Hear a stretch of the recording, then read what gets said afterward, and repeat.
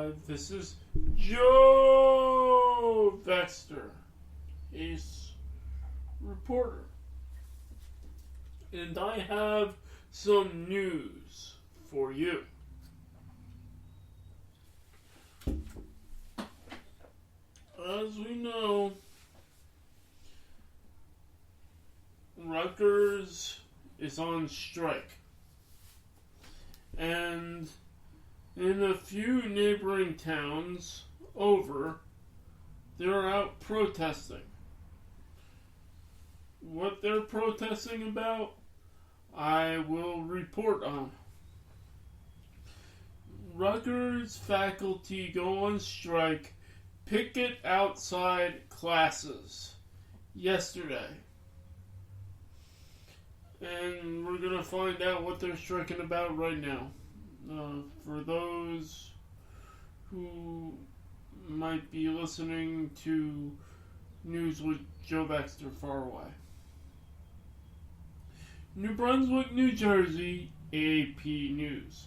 Thousands of professors, part-time lecturers, and graduate student workers at New Jersey's flagship university went on strike Monday, the first such job action in the school's 257-year history. Classes were still being held at Rutgers as picket lines were set up at the school's campuses in New Brunswick, Piscataway, Newark, and Camden. Though students said some had been canceled due to the strike, union officials decided Sunday night to go on strike, citing a stalemate in contract talks that had been ongoing since July. Faculty members vetoed overwhelmingly in favor of authorizing a strike last month. Three unions, which represent about 9,000 Rutgers staff members, were involved in the strike. The Rutgers AAUP-AFT, which represents full-time faculty, graduate workers, postdoctoral associates, and some counselors. The Rutgers Adjunct Facility Faculty, Union, which represents part-time lecturers, in the AAUP-BHSNJ, which includes faculty in the biomedical and health sciences at Rutgers Medical, Dental, Nursing, and public health schools. I want to know what they're protesting about, because they wouldn't normally be protesting something if they had some issues and something needed to be solved. I'm waiting to read about that in this article. Union leaders said faculty members at medical and other health sciences schools would continue performing essential research and patient care, but would curtail duties that don't impact patient health and safety. Officials also said negotiations would continue Monday. Two sides were scheduled to meet at Democratic Governor Phil Murphy's office at the State House around noon. Rutgers President Jonathan Holloway said Sunday that he believed the two sides were close to an agreement. Union officials, though, said an agreement didn't appear near. To say that this is deeply disappointing would be an understatement. Holloway said. Union leaders say they're demanding salary increases, better job security for adjunct faculty. Pardon my butcher up of the English dictionary,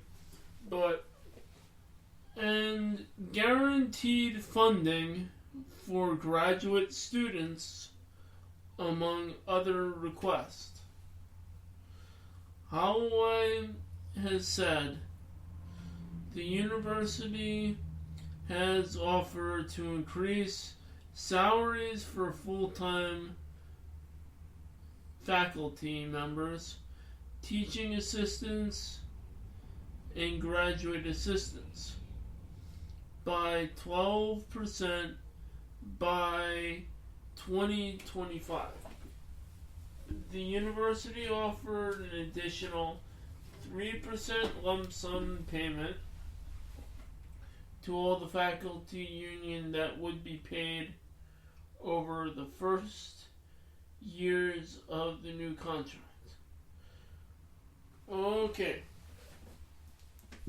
Now it's time to bring on myself. Alright. That was the news article. And I'm bringing on myself with this one.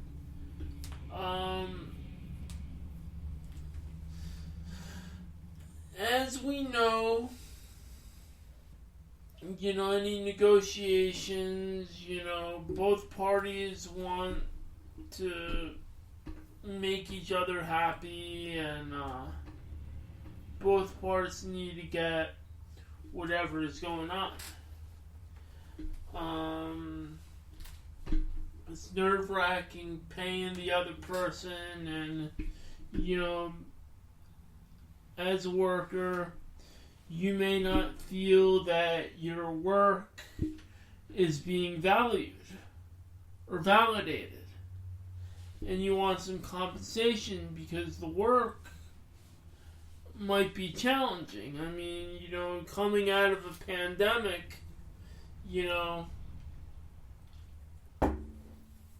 they had to go bend knees over and everything else, and you notice that these labor strikes are happening over pay and stuff like that.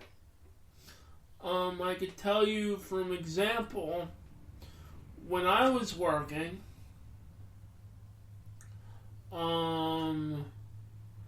I was upset many times because I felt that, one, the pay wasn't that good at times. Two, the hours weren't that good. This is with one of my retail jobs that I had. But it's like, you gotta understand from both sides. It's like, they're only allowed certain amount of money, and if they squander it, it's not that good. Right now, they may ask for better pay and everything else, but you take into account the students or the customers or whatever. They're paying an X amount of money. chances are they might not be able to pay that money back. I'm just saying. Maybe a disability, maybe they can't afford it, maybe it's too thing. It's like, it stems with, how everything has become so messed up in this country. Everybody wants more money, more pay. I mean, I'm not knocking what they want, but you take into account that people are going to want more and more money to get by based on what the feds are doing right now, and then they're raising rates. It's like, how do you get on par with that? When they raise rates, it makes it difficult to live. People got bills to pay. I mean, you take these people that are striking, they are going on a limb, not getting extra money because they're holding out for something better, or they're working for something better. They're working out of a cause. I mean, it's not good. I mean, they have to do stuff for other money, other resources. It's struggling. And then you get on the other side, they try to do whatever they need to do. And you have the governor coming in trying to find out how these two parties could peacefully negotiate to get things back. I mean, as a worker, when you're getting paid a little, it's not good. But it's like, how do you find a happy medium? Because this world runs on money. I mean, I hate to say it, but, we need it every day, but these people have their lives at stake here. A decrease in pay or lower hours only means they're not going to be able to afford that bill that they need to pay or be able to go out or everything else. It's like the quality of life. And I need to ask yourself a question. How is funding?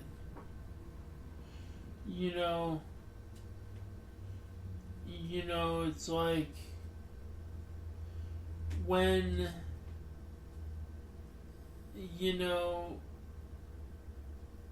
they're trying to make money, they're trying to fund, but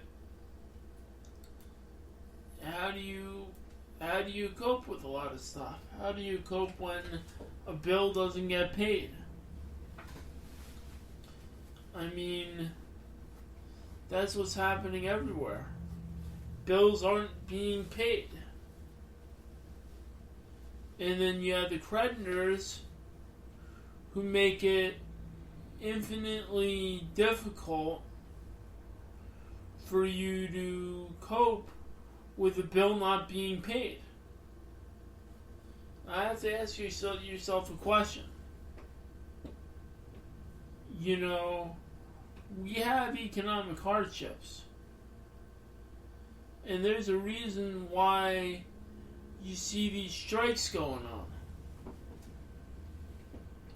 And I have to ask yourself a question. is the funding might not be there.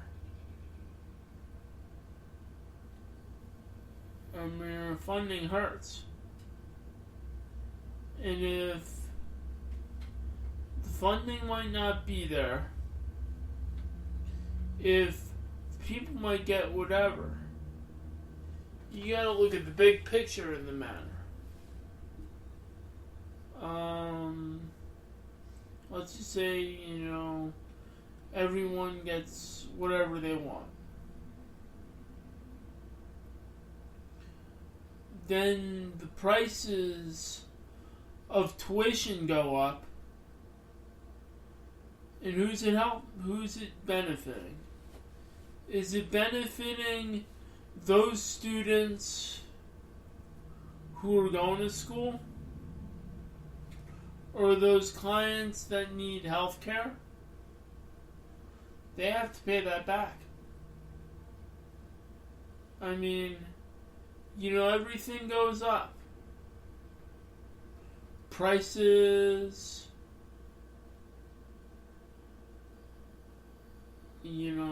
everything. The prices, the debt, everything else. It's a vicious cycle.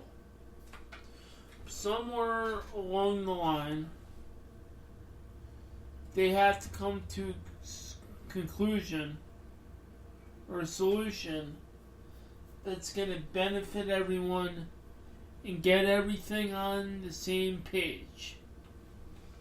This is what they need to think when they're coming up with a solution for the strike.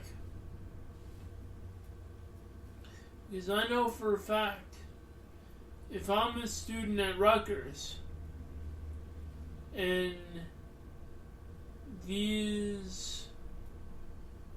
get whatever they need to get,